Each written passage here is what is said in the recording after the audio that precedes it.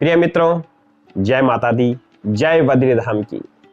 प्रिय मित्रों, आज चलते हैं दूसरा धाम बद्रीनाथ धाम।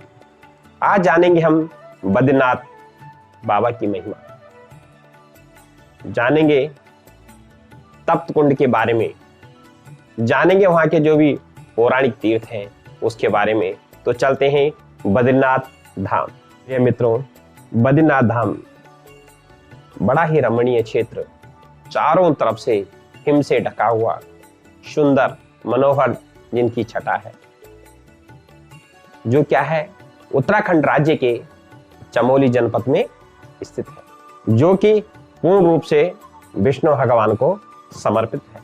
8वीं सदी में श्री गुरु शंकराचार्य जी के द्वारा मंदिर की क्या है स्थापना हुई थी। यहाँ पर सुंदर एक तरफ नर पहाड़ और दूसरी तरफ क्या है नारायण पहाड़, और बीच में मां अलकनंदा का उद्गम और किनारे बसा श्री भगवान बद्रीनाथ जी का मंदिर।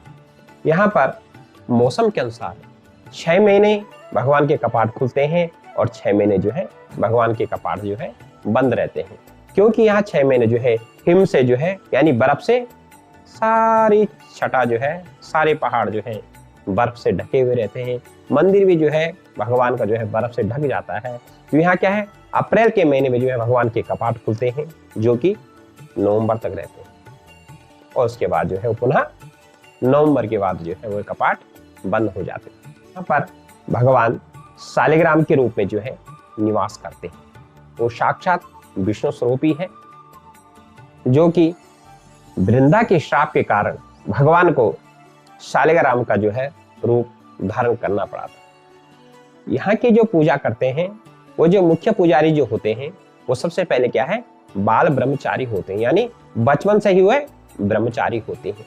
वो केरल के ब्राह्मण वंश के नमुद्री समुदाय के रावल होते हैं, जिनके द्वारा भगवान की जो है गर्भ गुफा की पूजा की जाती है। साथ ही जो है जो यहाँ पे भगवान का भोग लगता है वो जो है चावल का भोग लगता है। चावल का भोग लगता है और चावल का भोग ही प्रसाद के रूप में जो है प्राप्त होता है।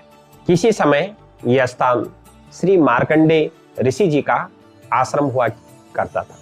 यहाँ पे जो है श्री मार्कंडे जी ने नारायण भगवान जी के निमित्त जो है तपस्या की थी, यानी कहते हैं कि सप्त कल्पांत जीवनम, भगवान नारायण ने 7 कल्पों का यानी पृथ्वी के उदय से लेकर और पृथ्वी के अंत तक उनको प्रणव दिखाया था, और मार्कंडे शिला पर बैठकर श्री नारायण जी ने 66,000 वर्ष तक जो है तप किया था।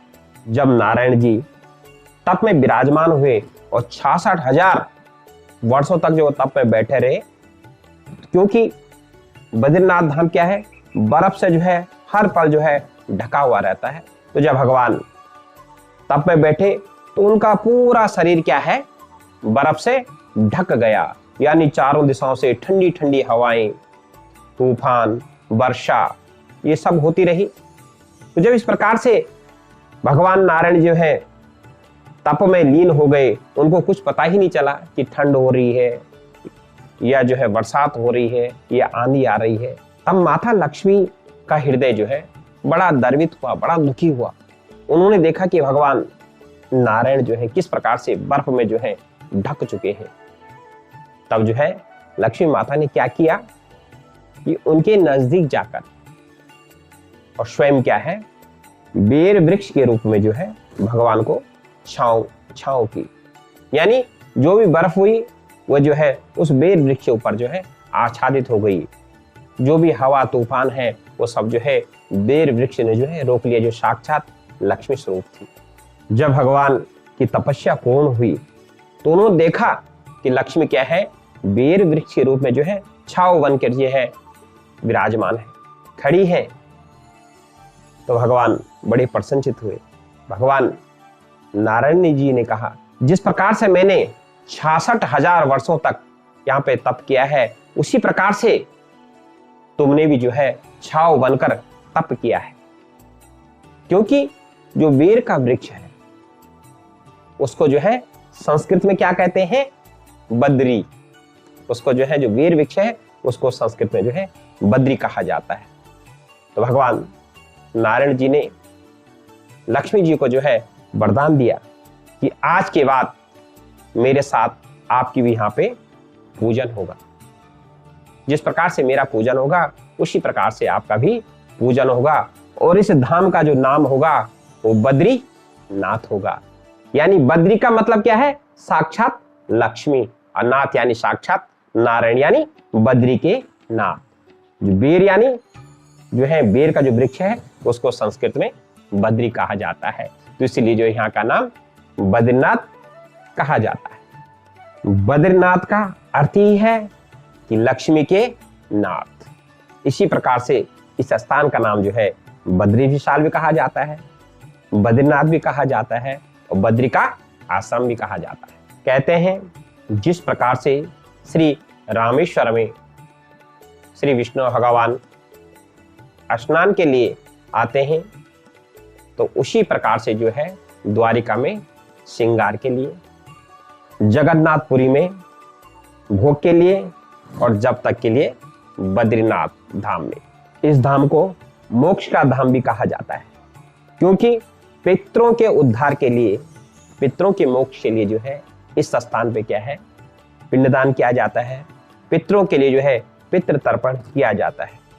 महाभारत काल में पांडवों ने भी अपने पितरों के उद्धार के लिए, उनके मोक्ष के लिए जो है बद्रीनाथ धाम में पिंडदान किया था। कहते हैं श्राद्धों का आरंभ गया से होता है तो पूर्ण जो है बद्रीनाथ धाम में। पिंड कृत्वा विसाराय कहा जाता है कि यहाँ पे जो है जो भक्तजन अपने पितरों की मोक्ष उद्धार के लिए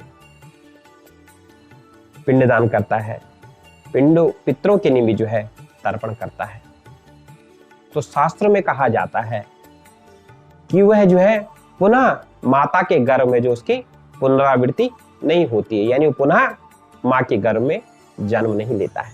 प्रिय मित्रों, अगर आप इस स्थान पे जो है बद्री विशाल के चरण में जाते हो तो अपने पितरों के उद्धार के लिए आप जरूर यहाँ पे पिंडदान अवश्य करवाएं, तर्पण अवश्य करवाएं, अपने पितरों के निमित्त जो भी आपसे बन पाए अवश्य दान करें।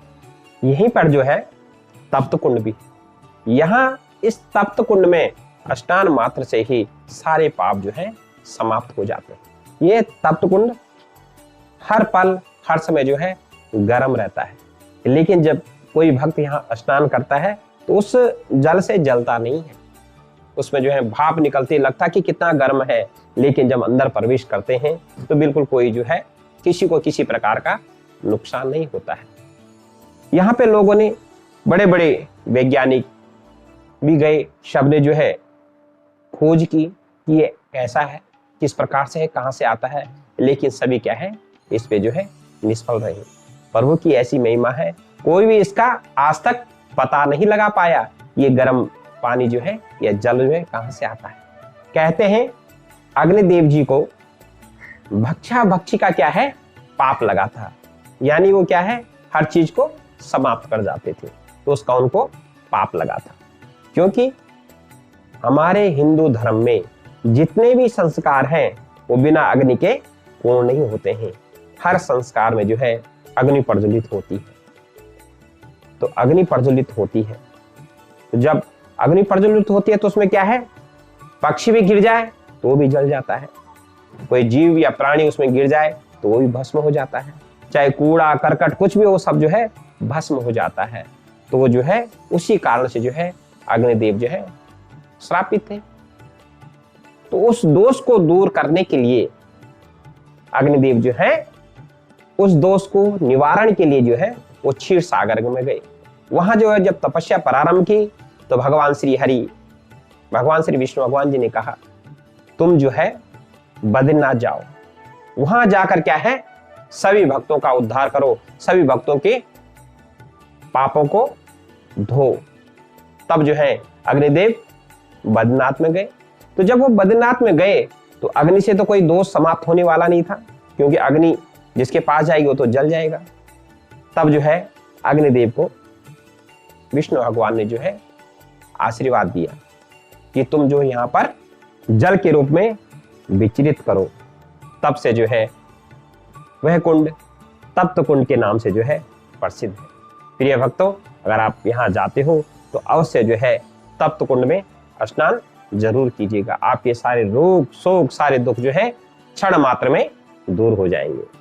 कहते हैं जब नर और नारायण ये दोनों पर्वत आपस में इकट्ठे हो जाएंगे तब जो है भगवान श्री हरि जो है इस स्थान से क्या है विलुप्त हो जाएंगे, यानी इस स्थान को छोड़ देंगे और नए स्थान में चले जाएंगे। वो नया जो स्थान होगा वो भविष्य बद्रीनाथ के नाम से जाना जाएगा।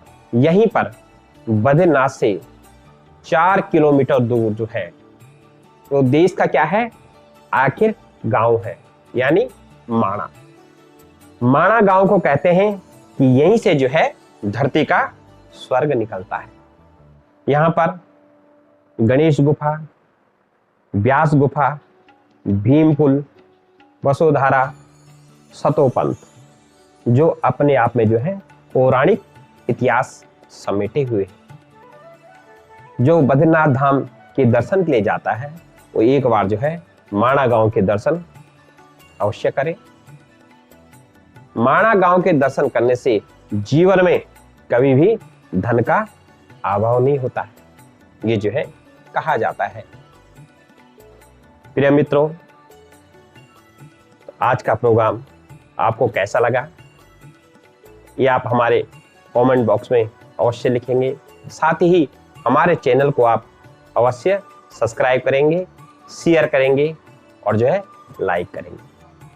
तभी मेरे को पता चलेगा कि जो मैं कार्यक्रम या प्रोग्राम आप लोगों के लिए लेकर आ रहा हूँ वो आपको पसंद है कि नहीं। साथ ही इससे पहले मैं आपके लिए जो है केदारनाथ धाम का जो है प्रोग्राम लेके आया था। इस बार बद्रीनाथ धाम का, इसी प्रकार से आगे जो है गंगोत्री है, यमुनोत्री है, साथ ही उत्तराखंड के अनेक धाम है जो जिन धामों के बारे में आपने सुना भी नहीं होगा। उन धामों के बारे में बताऊंगा, जैसे माँ ज्वालामुखी देवडुंग जो क्या है घनसाली ब्लॉक में पड़ता है। वहीं से जो है हमारे जो है बालखेश्वर महाराज जो है त्रिनेत्र देव के नाम से जाने जाते हैं। फिर वहीं पे जो है हमारे जो है बूढ़ा केदार, जिनका जो है पंच केदार में जो है नाम आता है बूढ़ा केदार। ऐसे ही हमारे बहुत तीर्थ हैं, सहस्त्रताल है, महाश्रताल है, अनेक तीर्थ हैं। उनके बारे में मैं आगे आपको बताता जाऊंगा। तो प्रिय मित्रों, अब मुझे आज्ञा दीजिएगा। आपका प्यार, प्रेम, स्नेह इसी प्रकार से बना रहे। जय माता दी, जय बद्रीधाम।